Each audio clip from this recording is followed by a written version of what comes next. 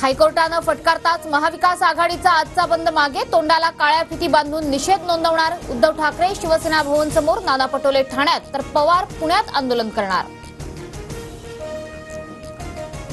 महाराष्ट्र बंद बेकायदेशीर, कोणत्याही पक्षाला बंद पुकारण्याची परवानगी नाही.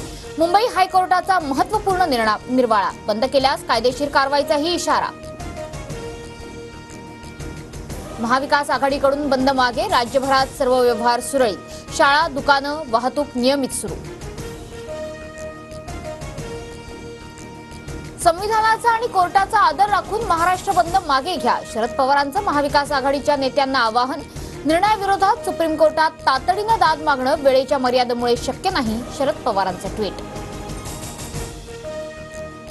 पवारांच्या आवाहनानंतर ठाकरे गट आणि काँग्रेसकडूनही बंद मागे, कोर्टाचा निर्णय मान्य नाही, मात्र कोर्टाचा आदर करावा लागतो, उद्धव ठाकरेंची प्रतिक्रिया. न्यायालयाच्या निर्णयाचा सर्वांनी आदर करावा, विरोधकांनी बंद मागे घेतला असल्यास ही योग्य भूमिका, उपमुख्यमंत्री फडणवीसांची प्रतिक्रिया. हायकोर्टाच्या निर्णयानं पवारांना संविधानापुढे जाता आलं नाही, तर संविधानाची पुढे पायमल्ली करत असल्यास कंटेम्प्ट ऑफ कोर्टमध्ये 6 वर्षांची शिक्षा, सदावर्तेंचा इशारा. महाराष्ट्र बंद पुकारणाऱ्या विरोधकांना कोर्टानं चपराक दिली, मुख्यमंत्री एकनाथ शिंदेंचा निशाणा, तर कोर्टानं सरकारला सुनावलं ती एकनाथ शिंदेंना चपराक नव्हती का, उद्धव ठाकरेंचा पलटवार. मुंबईत 5 दिवस कडेकोट पोलीस बंदोबस्त, महाराष्ट्र बंदची हाक.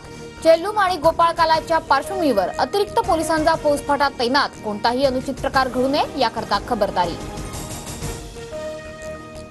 मंत्रालयावर आता ड्रोनच्या माध्यमातून लक्ष ठेवलं जाणार, ड्रोनसाठी 40,57,725 रुपयांच्या निधीची तरतूद, तर मंत्रालयाच्या सुरक्षेसाठी 41,75,00,000चा आराखडा. विधानसभा निवडणुकीत महायुतीला पाठिंबा द्यायचा की महाविकास आघाडीला पाठिंबा द्यायचा याबाबत 1 सप्टेंबरला ठरवणार, आमदार बच्चू कडू यांचं वक्तव्य. बदलापुरातील प्रकरणानंतर मुलींच्या सुरक्षेसाठी सरकारचा मोठा निर्णय, शाळा आणि शाळेच्या परिसरात सीसीटीव्ही बंधनकारक, अत्याचाराची घटना घडल्यास 24 तासात शिक्षणाधिकाऱ्यांना याबाबतची माहिती द्यावी लागणार. मुंबईत आज काही ठिकाणी पाणीपुरवठा बंद राहणार, जलवाहिनी दुरुस्तीच्या कामाचा पाणीपुरवठ्यावर परिणाम, मुंबईला पाणीपुरवठा करणारी तानसा जलवाहिनी फुटली. मुंबईला आज आणि उद्या ऑरेंज अलर्ट, कल्याण, डोंबिवलीसह गोरेगाव, मालाड, बोरिवली, अंधेरी आणि हिंदमाता परिसरात मुसळधार पाऊस, राज्यात पुढील 4 ते 5 दिवस पावसाची शक्यता. मुंबई ठाण्यातील मुसळधार पावसाचा मध्य रेल्वेच्या वाहतुकीवर परिणाम, बदलापूरहून कल्याणच्या दिशेने जाणाऱ्या लोकल 10 ते 15 मिनिटं उशिरानं. परळीतील नागापूर धरण ओव्हरफ्लो, वाण नदीला आलेल्या पुरात बीड परळी मार्गावरील पर्यायी पूल वाहून गेला, दोन्हीकडील वाहतूक बंद.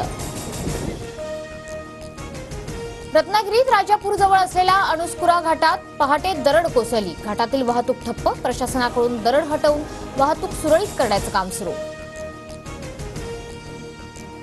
महाराष्ट्रावर शोककळा, नेपाळ बस दुर्घटनेत जळगावातील 27 मृत्यू, भाविकांचा मृतदेह महाराष्ट्रात आणण्याची कार्यवाही सुरू.